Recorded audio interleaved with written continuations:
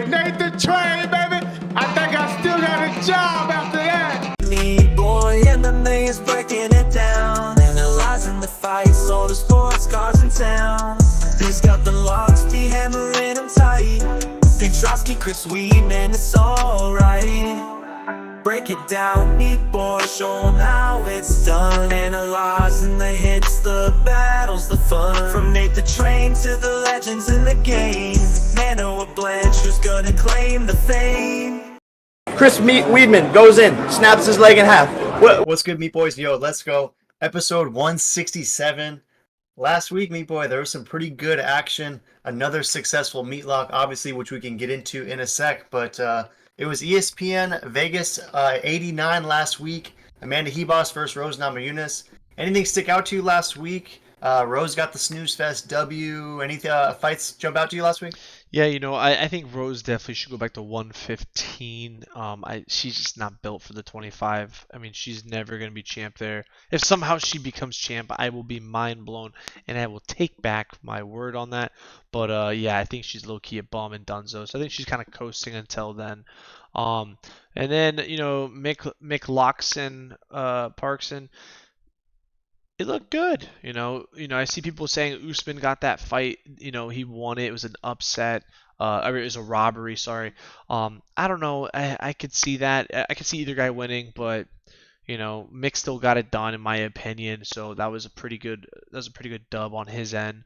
Usman, solid levels test. Solid level test for both those guys. And then Talbot, man, That kid, man, he is so good, and I can't believe he absolutely steamrolled Simon. I thought Simon was maybe going to be more competitive. Maybe he wins the first round, and then Talbot figures him out second, third. But it was just like big bro smashing little bro. But like big bro is like a senior in high school, and little bro is like a sixth grader, And that was just sad to see on how. I feel bad for Simon. That was a brutal one, a brutal pill to swallow, I would say. Yeah, for sure. The Mub Vape was definitely full steam ahead, absolutely steaming from Peyton Talbot, and easy light work finished for him in that second round over Simon, who he really made look almost like a twerp, which is crazy to say because Simon was doing that to guys previously, but Talbot's Talbology is seemingly on a new level, and he called out Dominic Cruz. We'll see if Cruz takes that fight, and that would be a fun one for sure. But Talbot, definitely a dude who made a name for himself last week. Our boy Juicy J got another upset win. You were all over that. I faded him. I thought Ricardo Ramos would show up, but it only took 2 minutes for Juicy J to get back in the win column, get himself a finish, and then you touched on McParkin, Meat Larkin. Some thought Snoozebro won that fight. He won the first round, but it was 29-28 across all three judges' scorecards in favor of McParkin, who remains undefeated. So good stuff from Meat Larkin for sure. Yusuf Zalal came back, picked up a finish. Shout out to Diesel in the comments. He called that one. You and I were both on Billy Q, and that did not work out, obviously. But Meatlock, third in a row, Edmund Shabazian got it done. Easy light work over AJ Dobson, or was there more to the story? What do you think about the Meatlock? Yeah, the meatlock was absolutely a lock, maybe a little clenched lock at times, but never a doubt. I mean, come on. You thinking Shabazi Bum was going to get snuffed like that? No, he's a dog. Like he said, he's trained with Strickland and all the other absolute savages. There's no way a little couple punches and a couple knees to the nose would knock him out. So that was pretty easy, very predictable. And yeah, he got the KO. He's got, what is it now, 11 KOs first round? And Shabazian, I think he's going to keep fighting like that. He might be the Chris Weidman 2.0 where maybe he wins, probably gets knocked out. But that one, it was a lock nonetheless. Yeah, head movement still isn't there, but you love to see the toughness. You love to see the response after getting hurt. And then the killer instinct with the finish. Definitely a clench lock, a.k.a. the Talbot for sure. But a lock nonetheless, like you said. And again, third in a row, 94th overall. Meatlock has been absolutely cooking, so we'll transition that into this week's as well. And then real quick, Meatboy, before we even move on, a couple of the Ultimate Fighters made some UFC fights, and they got absolutely smoked. Obviously, Kurt Hollybow got smoked by Trey Ogden, and then Cody Gibson got smoked by Miles Johns. So really tells you how bad those the recent season of Tough was, and probably explains why those dudes got cut in the first place. And then quickly, the co-main event, Carl Williams against Justin Tafa, kind of a snoozer, but Carl Williams was able to get that one done. And then Fernando Padilla calls himself the featherweight John Jones, picked up a nice finish over Luis Pajuelo. But nonetheless, you predicted. I asked you at the end last week. I said, "What's your record going to be?" You said you would go 4-2. You did, in fact, go 4-2. Your boy went 2-4, so not a great week for your boy, but. All that matters is the obvious easy light work Edmund Shabazi bum meatlock. So with that, should we move on to UFC on ESPN, Blanchfield Fioto? Absolutely. And this meatlock is an absolute lock. We got Nate the Train, absolute savage, absolute G. Do I need to say more? Just smash subscribe.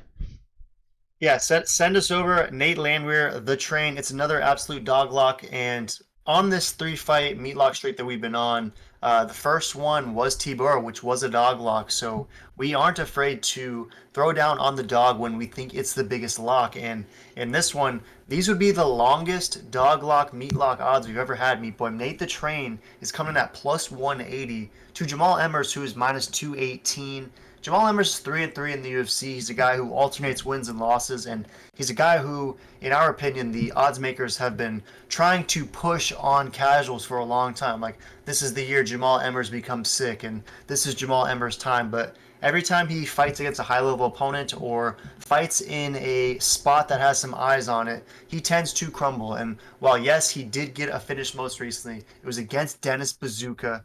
Emmers missed weight in that fight, and was kind of a YOLO easy first round finish to where it's tough to finish Nate Landwehr. And when fights go longer, we've seen Emmers drop decisions. So what are your thoughts on this one? What do you make of the odds plus 180? Is this doglock Nate Landwehr? And how do you anticipate Landwehr responding from that first loss in basically a while against Dan Ige most recently?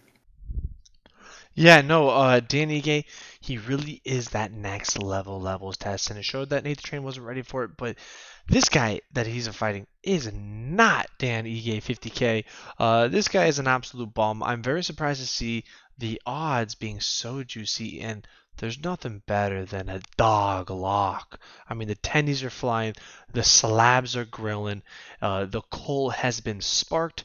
Now we're chilling. Yeah, 100%. Cole is sparked. We are chilling. And Nate Landwehr, again, he lost to Ige recently, but he still won 3 of his last 4. He's 4-3 in the UFC, and those wins are pretty solid, right? He basically retired Austin Lingo, took out Ludovic Klein, and then easy light work over David Obamna. So another easy light work finish for him. And he has that win over Darren the Damage Elkins, too, whereas Jamal Emmers, he has the loss to Pat Sabatini, lost to Jack Jenkins, who, in my opinion, is a lower level fighter in the UFC, and then lost that close one to Giga Chikadze as well. So we like the dog lock odds in this one, plus 180. Landwehr as a dog, do you think he picks up a finish in this one, or is it most likely that this goes the distance and Landwehr wins that close decision? I could see Landwehr winning by decision 100%, but honestly, I could see Landwehr dropping him with some crazy punch and then actually getting a submission in the second or third round. He's a dog. He does nothing but go forward. I could see him gassing him out, beating him down, and breaking his will to want to win. And Landwehr never gives up, so he's going to go in there and absolutely put a clinic on him. That's what I think. Yeah, with you all the way. Obviously, it's the Meatlock for a reason, and this is another one of those rare ones, Meat Boy, where odds makers are seeing it one way, right? They love Pretty Boy Jamal Emmers. They think all the sharp money will be on him, but Tapology is with the Meat Boys. They're with this doglock Meatlock. 66% is roll with Nate the Train, 34% going with Jamal Emmers, and it's basically beige on both sides. So they think that decision is most likely. I'm kind of with that. I can see Nate the Train picking up a finish in this one, maybe even a TKO, but I'm going to go Landwehr ultimately by decision. And for this Meatlock, again, we got 3 in a row. We're trying to go for our 4th. It'll get us our 95th overall Meatlock, and we're keeping it simple, throwing down an easy 100. It's going to net 180, get us that 4th Meatlock in a row, 95th overall. We're creeping to 100, Meat Boy, and we think 95 is Nate the Train. So any last thoughts, or should they just get off the track, Junior, and move us over to the next one? Yeah, I think they should absolutely get off the tracks because Nate the Train is coming through. He's coming through, and in this one, Meat Boy, I know we're gonna have a little bit of a disagreement because Jacob Malkoun is coming through, and he's coming up against your boy Andre Petrosky, who 4-1 in the UFC. Got to give him his respect on that. 5-1 in the UFC, excuse me.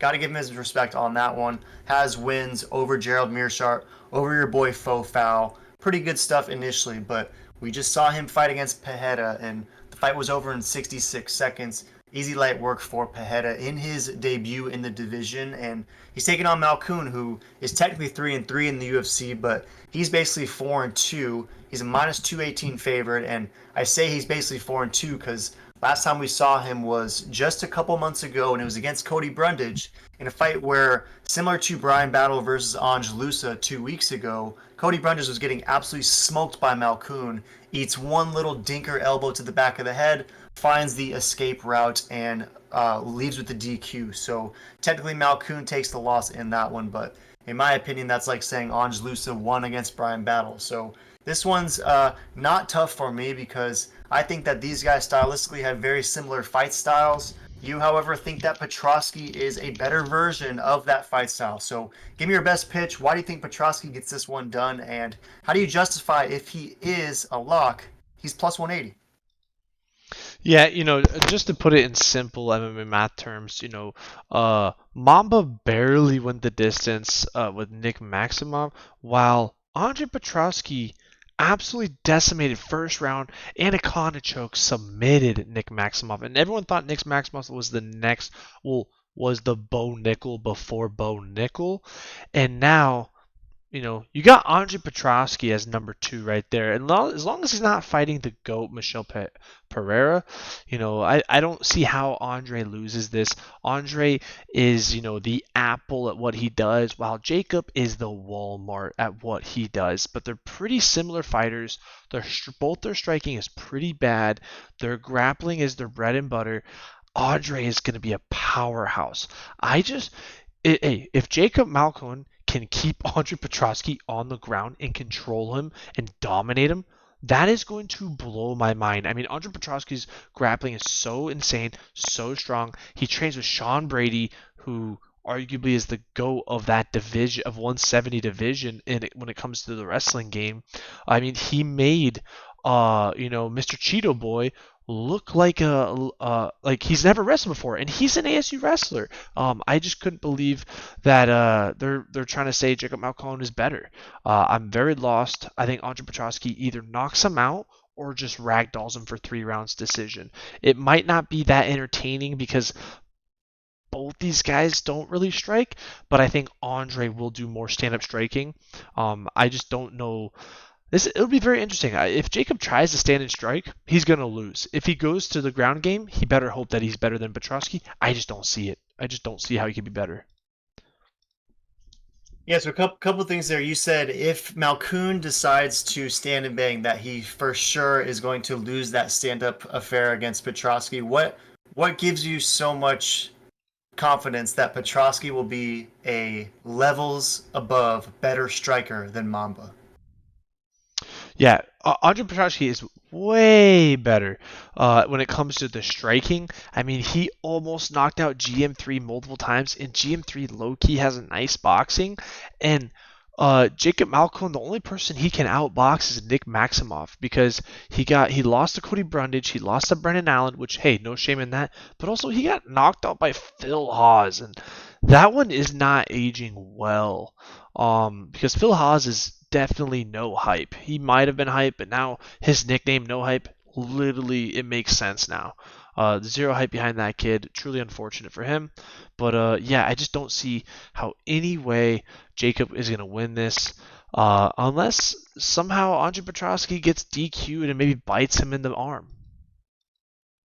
Yeah, you wonder if there's going to be another DQ bite bonus this week for sure. But I mean, to touch on the stand-up a little bit, yes, Malkoun did get absolutely slept by Phil Hawes, aka Megaton, aka No Hype, and I love the synopsis. Definitely has no hype currently. But if we remember, that was a fight that was headlined by Bobby Knuckles, and Bobby Knuckles was a main training partner of Malkoun.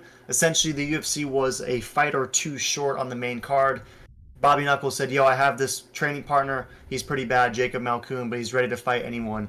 And they debuted Jacob Malkoun against Phil Hawes as a fresh meat layup for Hawes, who at the time had plenty of hype despite having none now. So Malkoun was kind of served on a silver platter when he wasn't ready in that debut, and since then he's basically 4-1. I mean, yes, he does technically have the loss to Cody Brundage, but that's like us sitting here and saying that Michel Pereira lost to Diego Sanchez. It's just a little bit disingenuous in my opinion. And I thought that Jacob Malkoun kind of had nice stand-up against Abdul Razak Al Hassan and against AJ Dobson, who, I mean, obviously the meatlock was easy light work last week, but that was almost fake spoiled by AJ Dobson's hands. So I guess my point is I'm not convinced that Malkoun won't have better hands than Petrosky. And Meat Boy, if this ends up being a wrestling match, which both these guys I'm sure are down for, I think Malkoun is going to have the advantage there too, because I am not as sold as you are on Petrosky and on Petrosky being this next level guy. And while yes, he's training with all those beasts, Henzo Philly, this fight card was supposed to be basically a Henzo Philly card. Sean Brady was supposed to be fighting against Luque. Ruzi Boev is fighting a little bit later against 21 Savage. And then obviously Petrosky, I'm not convinced that that entire team is as good as perhaps we once thought they were, and I'm taking Malkoun in this one. I don't love that it's minus 218. I think this should be closer to a pick'em because obviously I know that Petrosky has plenty of life, but I think both these dudes stylistically are pretty similar, Meat Boy.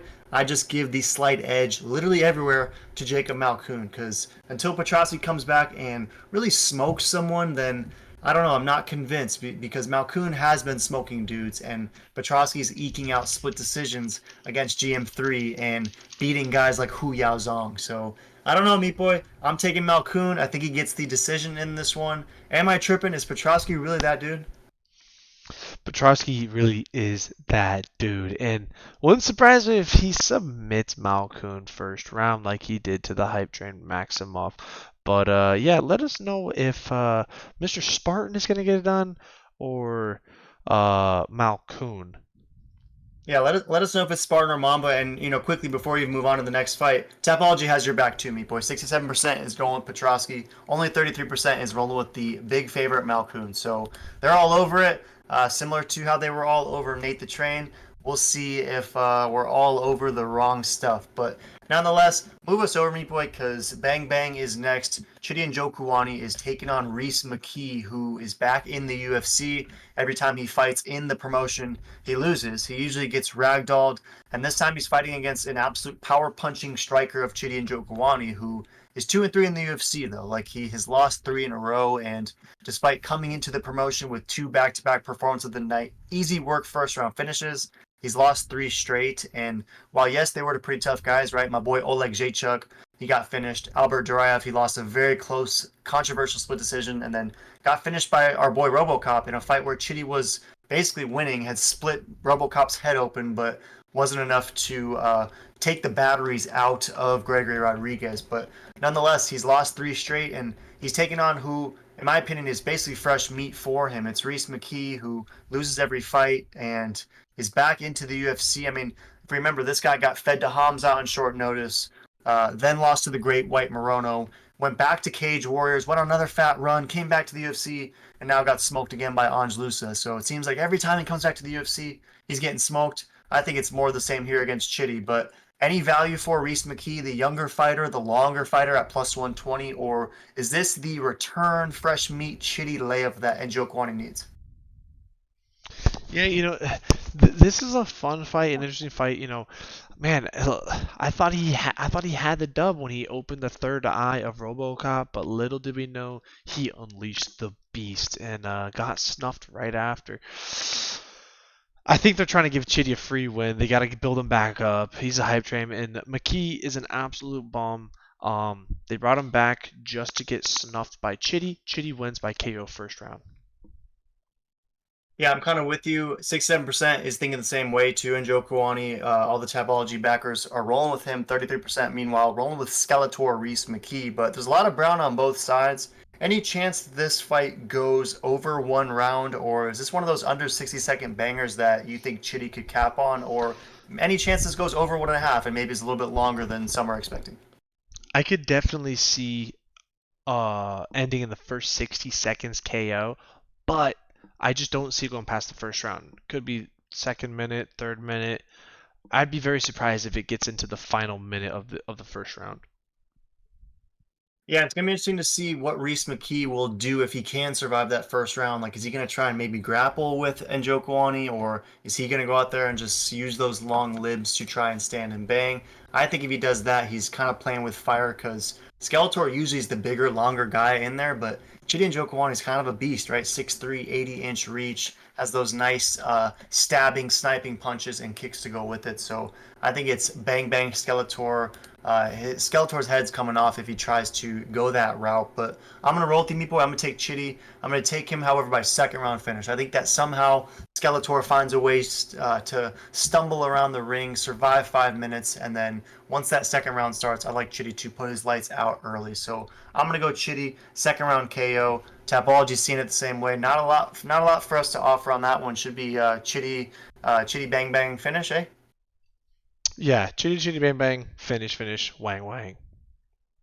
Yeah, exactly. And another one that has some interesting implications, I guess. Move us over, Meat Boy. It's Cedric Dumas, who is plus 215, 2-1 in the UFC. Recently got caught up in some outside of the cage issues, and you wonder if any of the personal life complications are going to be haunting him in this fight against Nursultan Ruziboa. But nonetheless, he's still scheduled to show up this Saturday to fight, and he's taking on your boy Petrosky's teammate, Ruziboev, who came into the UFC by storm, right? This dude made his debut finally last July, and he was like a plus 230 dog against Bruno Fajeda, aka the Hulk, aka the Meat Bomb, and he absolutely slept Bruno in the first round, woke up a lot of people, and reminded a lot of fight fans as to why body bags, why Petrosky, why Sean Brady have been saying Nursultan Ruziboev's name for the past couple months. Like, it seems like anytime you would listen to them talk about the Henzo team,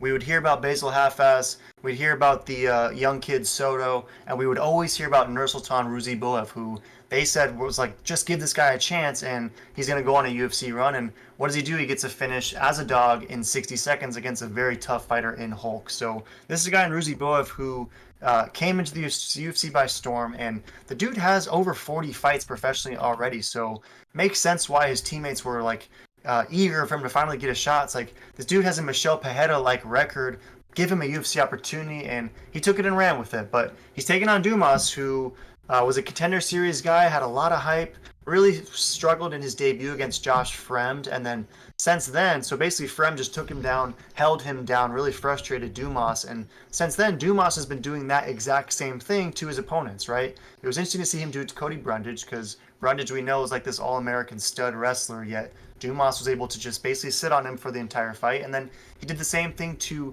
oil him, mash him, stick him in Abu Azaitar, where he just smushed him for 15 minutes as well. So my question to you is, do you see Dumas trying to come in here and take Ruziboev down? And if so, is he going to have any success there? Or is he going to try and stand and bang with Ruziboev, and that will be where Cedricus is most dangerous? What are your thoughts on this fight?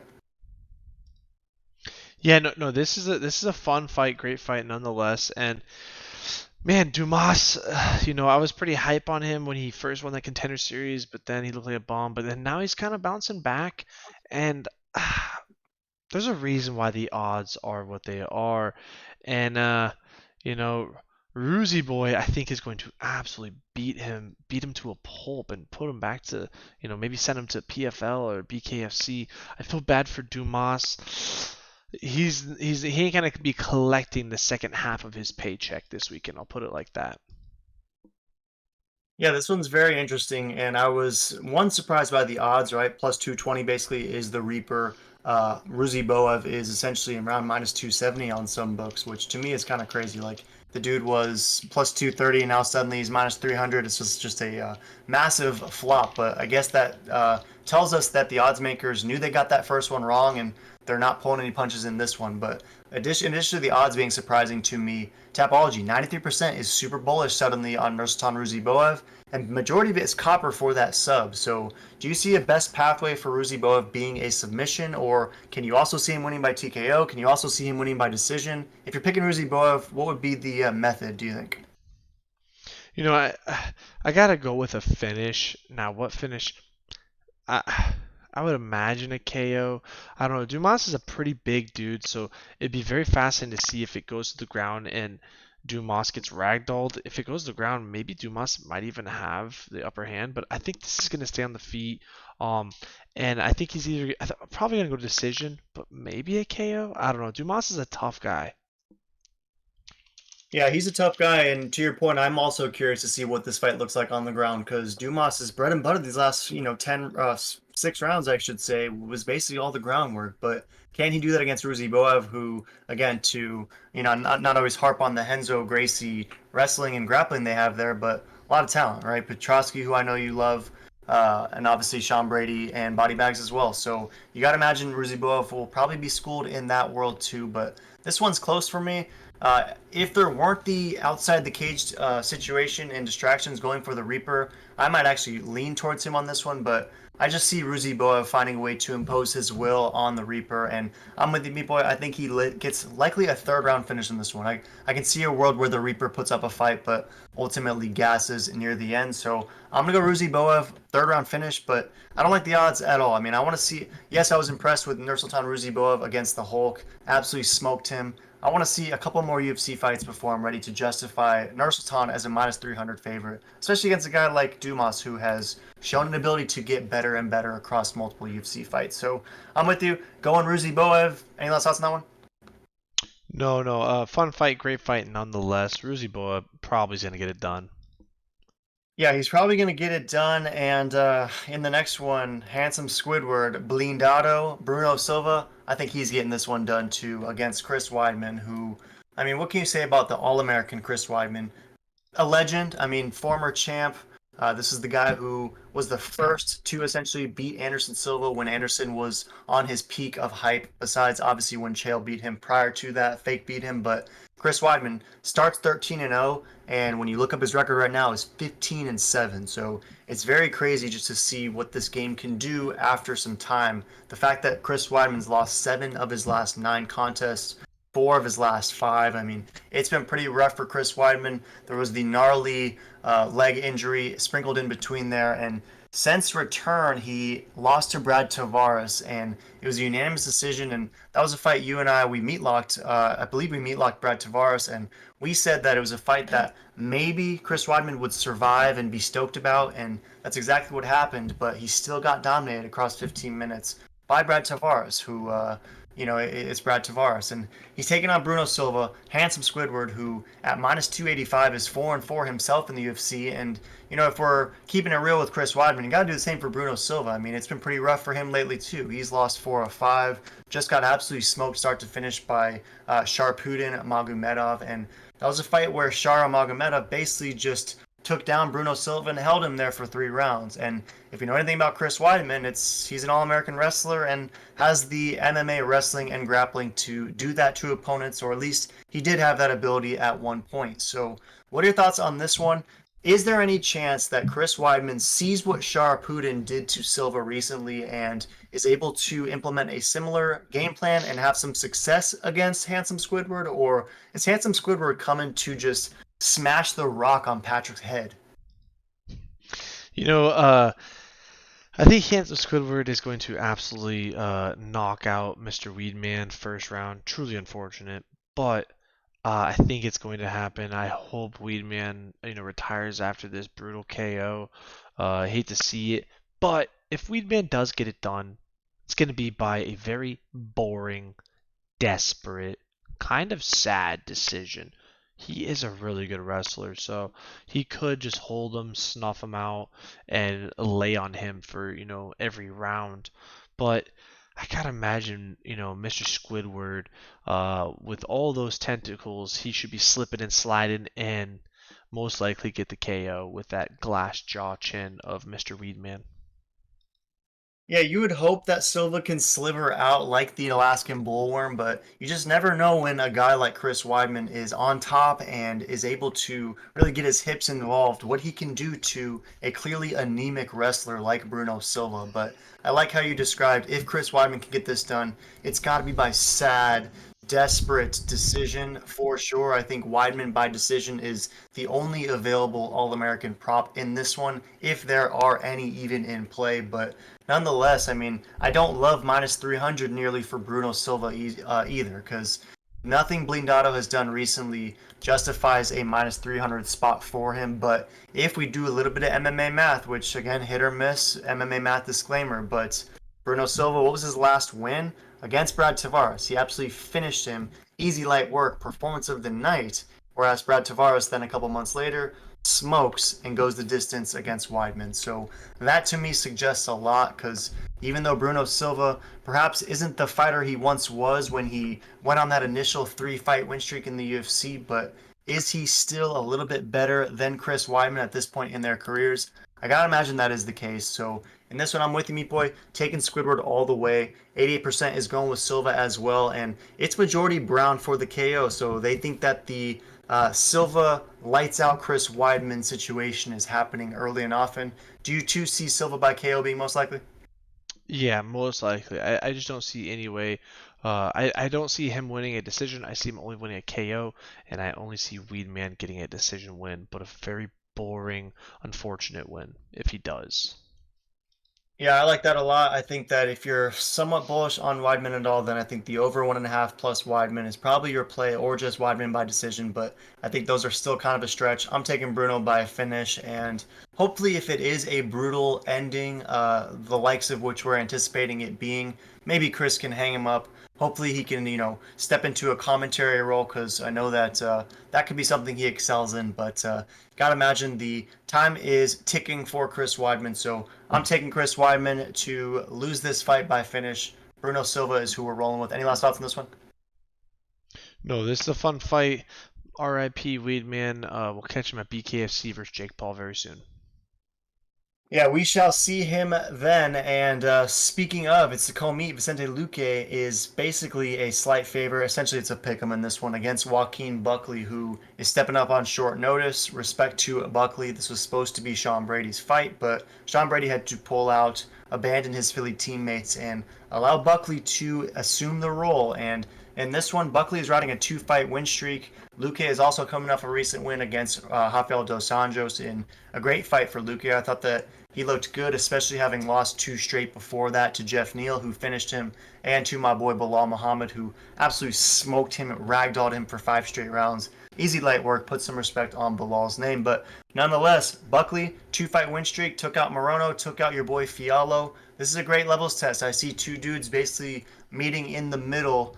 Luque trying to hold his spot, Buckley trying to continue climbing. Who you taking this Comey? So this is one of those ones where I'm just like, gosh, I'm not a fan of Buckley, but I could totally see Buckley getting this done. I hope he doesn't get this done because I'm such a fan of Luque. Luque's a savage, but it just seems like Luque might be, I don't know, he just isn't the Luque that I remember. He did have that nice win versus RDA, but I don't know. I just don't like to see where he's not looking as strong, as fast as he usually is and used to. And Buckley's a young, hungry pup, man. Like, Buckley could easily get this KO. I don't know why, but I feel like he might get a KO like Andre Fiallo, where he knocked him out. And we thought Andre Fiallo was going to decimate him, and Buckley had that upset. I hope that doesn't happen. I'm rooting for Vicente, but I'm leaning Buckley slightly in this fight.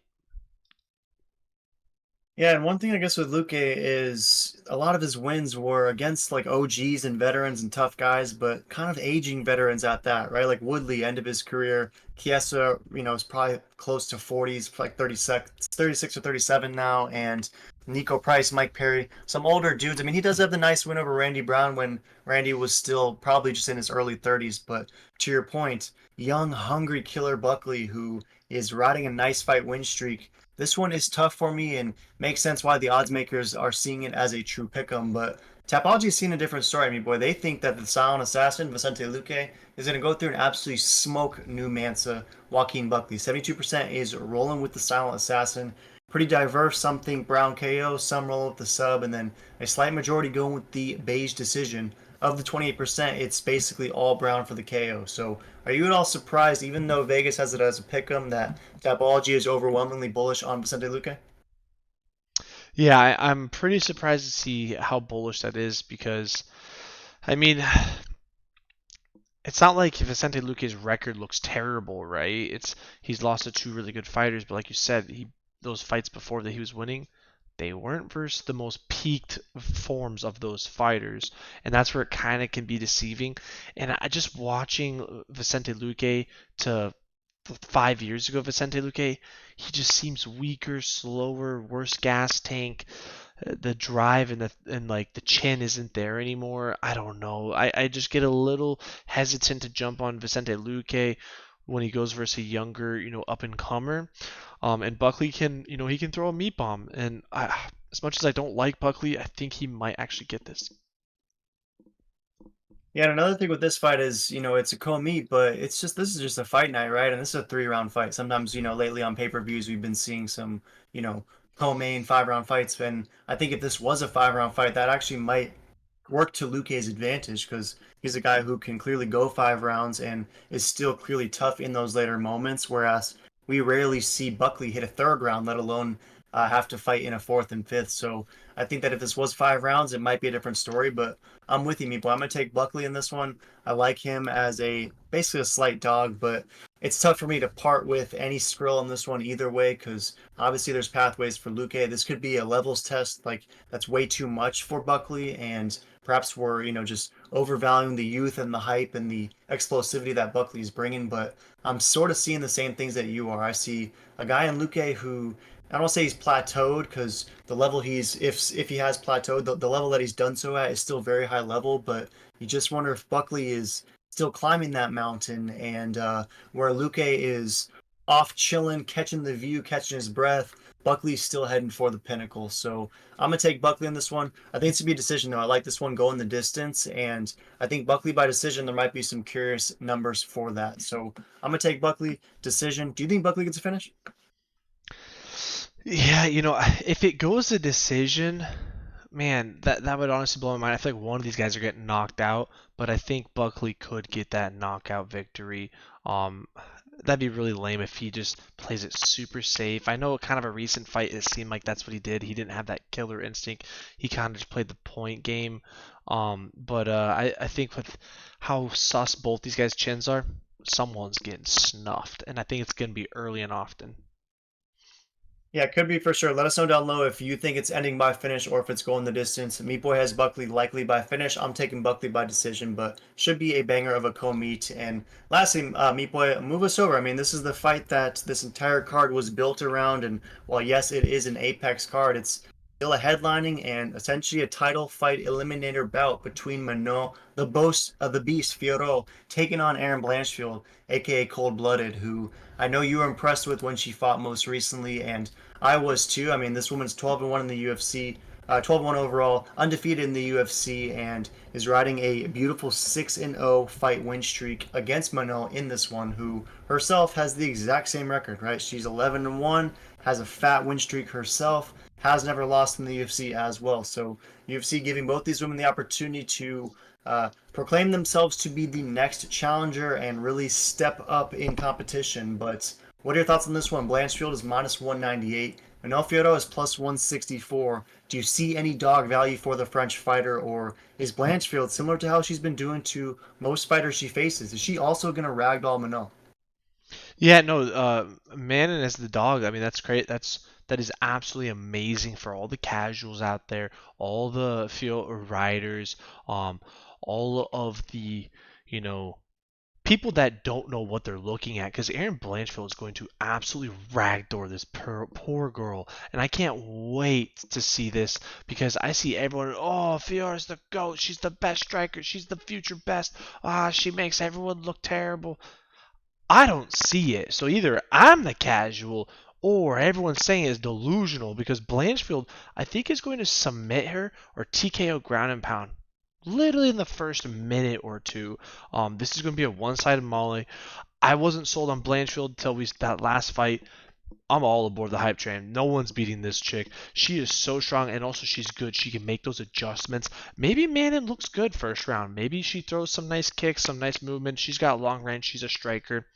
But once Erin gets her, grass beef fed hands around Fiona's neck, it's over. She's gonna have no chance, and I just feel bad for all the collectors out there that just shill, Fiona. I think it's gonna be a rough night for those guys. Yeah, very interesting. Some strong takes coming in favor of Blanchfield and against Fierro, and all the card pumpers who have been really trying to boost Manon's price up because they've been through the roof for a long time, and perhaps they come to a crashing halt now, or perhaps they become justified. And Blanchfield is the one who isn't quite ready for this level, but it's going to be interesting. And you referenced the most recent fight between Blanchfield and Tyler Santos, where on paper Blanchfield won the decision, remained undefeated in the UFC, but those were very close rounds, meat boy, and a fight where Tyler Santos was very much in that contest for the duration, which I thought was you can look at it two ways, right? Like, ooh, maybe Erin Blanchfield isn't as good as she, as all the hype suggests, or she was in a very tough fight against a clearly tough woman in Tyler Santos and managed to your point, make the requisite adjustments and pick up that win nonetheless. So overall, what were your thoughts on that fight against Tyler Santos? I know you hold Tyler in high regard, so were you that impressed with what she did against her? Yeah, in my opinion, that was the true title fight. Um, Tyler, she beat the bullet. She was the first one to do it. She just got robbed on the decision. I thought she beat her pretty convincingly, and then you have Blanchfield coming in and taking that W also. Like that just speaks on itself. And you said it was a close battle. These are the top three, top five fighters. I don't think Manon is there. I think Manon is a top 10, a gatekeeper, possibly a future Blondie. She could be, the Blondie 2.0 where she loses to the top five, but she demolishes everybody else in that division, just like Caitlin Chukatsky. So I could totally see that happening. If I'm wrong, I will admit it next breakdown that I am the biggest casual, and Manon is the GOAT. All hail the Manon Zimps. Yeah, it's gonna be interesting for sure. And I like the Caitlin Chukagian comp because they were pretty similar fighters. However, they did end up fighting in 2022, and Chukagian got smoked by Fiorot. So in that fight, I thought Fiorot at least asserted herself as, at a minimum, a better version of the blonde fighter, perhaps the real blonde fighter in the division. And then after that, you got to give her credit. I mean, it was Rose's debut at 125, but she made that look pretty easy, light work, and got the unanimous decision there as well. And then if you also inspect, go back a little bit farther, Meat Boy. I mean, some of Fyodor's wins are pretty nice. I mean, Jennifer Maya, she won a round against the champ Nunes or the champ Shevchenko. So Jennifer Maya's a decent fighter. Mayra Buena Silva just challenged for a title fight a couple months ago, and then Tabitha Ricci, Baby Shark, got absolutely smoked by Manal, and Tabitha's been on a fat fight win streak. So some pretty impressive stuff, low key for Fyodor. But my last question, Meat Boy, is this is the first time that we are going to see either of these women potentially go 5 rounds, right? At least it's scheduled for 5 rounds. We know Erin Blanchfield as a woman who has that non-stop Marab style pressure. She's trying to take you down, really exerts a lot of energy, and historically Fierro has been pretty decent throughout her UFC tenure at stuffing the takedown. So my question to you is, if this fight goes beyond round two, goes beyond round three, who do you see having the advantages in the later stages? Is it going to be Erin, who her name starts with E? Perhaps she's on that CEO of you know what style where she can survive 4 and 5? Or is Manon just going to, similar to C Rod versus Dolgarian, stuff a bunch of takedowns repeatedly, understand that Blanchfield at some point is going to gas out like Dolgarian did, and as a result, maybe Fierro takes over late? What are your thoughts on if this fight goes 5 rounds? Yeah, the longer this fight goes, the better it is for Blanchfield. Manon, I don't think is me ready for this kind of pressure, this kind of strength, this kind of grappling, and this kind of pace.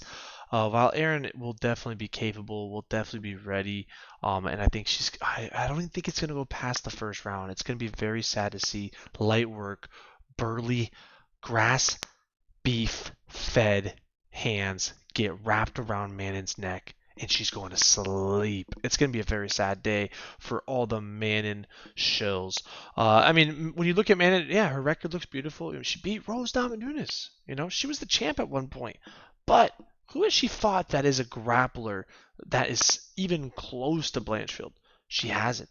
So I think this is going to be one of those matchups that are like, oopsies, you finally got a weakness. If this was a striking battle and Aaron was not allowed to grapple, oh, Mana is going to absolutely destroy her. But this is MMA, not boxing.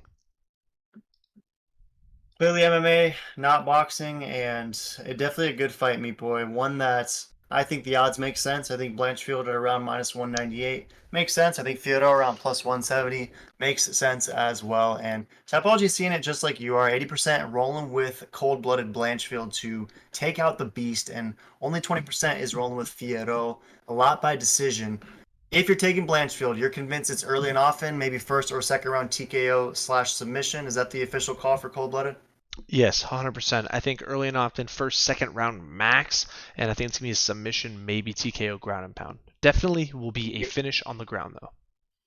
Maybe submission, maybe TKO ground and pound. Definitely a finish on the ground for Aaron Blanchfield over Fiodo is Meat's call in this one. And I don't know, Meat Boy, I've been going back and forth on this one. And I like Aaron Blanchfield. I think that she is super tough. However, last year, basically to this day, I was straight chilling in Nice, France, the southern France, chilling on the beach, and it is a beautiful spot. It's where Manon Fiorot calls home, and because of that, I gotta roll with my Nice meat girl. Gotta go with the nice Manon Fiorot, who I think is gonna stuff the takedowns of Blanchfield, and as a result, I think she's picking up a decision in this one, Meat Boy. I think we're gonna know very often, very early, very often, how this fight is gonna play out, and once we see Blanchfield start to get stiff-armed by the long limbs, the strong hips of Manon Fiorot, I think we're going to see a look come across her face that suggests she's in a lot of danger, because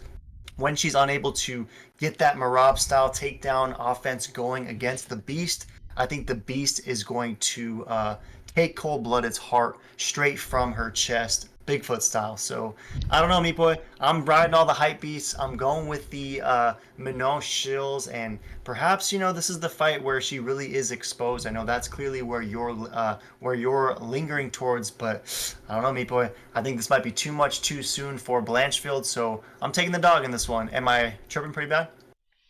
No, I don't think you're tripping bad at all. I think this will be a fun fight.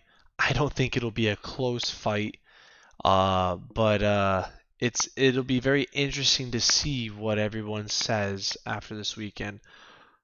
Is Meat a Yeah, good stuff. casual or is Meat Okay. an absolute legend? We'll find out.